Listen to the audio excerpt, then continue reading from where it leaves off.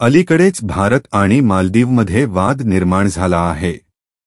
मालदीवच्या 3 मंत्र्यांना भारत आणि भारतीय नागरिकांविरोधात असंवेदनशील वक्तव्य केल्याबद्दल निलंबित करण्यात आलं आहे। या वादाचे मूळ कारण पंतप्रधान नरेंद्र मोदी यांच्या लक्षद्वीप दौऱ्याशी संबंधित ट्विट होते, ज्यात त्यांची खिल्ली उडवण्यात आली होती।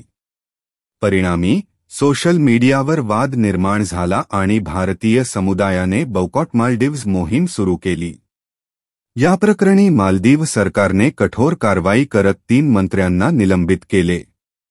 माजी राष्ट्रपती इब्राहिम मोहम्मद सोलिह यांनीही अशा टिप्पण्यांचा निषेध केला आणि सांप्रदायिक विवादांपासून दोन्ही देशांमधील मजबूत मैत्रीचे रक्षण करण्याचे आवाहन केले।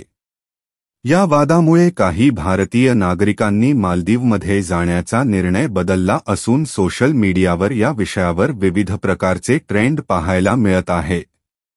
भारत आणि मालदीवमध्ये अनेक द्विपक्षीय, आर्थिक, सांस्कृतिक आणि राजकीय संबंध आहेत। मालदीवला आंतरराष्ट्रीय वाहतूक, आर्थिक विकास आणि संरक्षण यासह काही क्षेत्रांमध्ये भारताकडून मदत आणि समर्थन मिळते। खालील काही प्रमुख कारणे आहेत।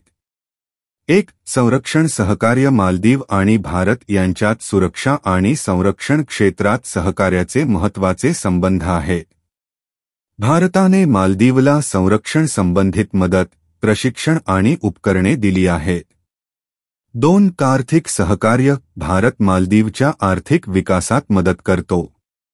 उदाहरणांमध्ये साइट डेव्हलपमेंट, पर्यटन आणि खत क्षेत्रातील सहकार्य समाविष्ट आहे।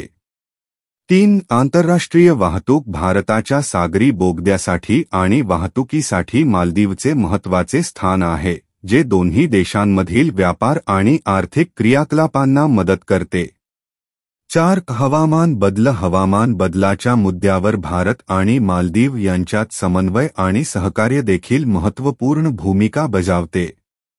दोन्ही देश हवामान बदलाबाबत संवेदनशीलता सामायिक करतात आणि समन्वित प्रतिसादासाठी एकमेकांना सहकार्य करतात।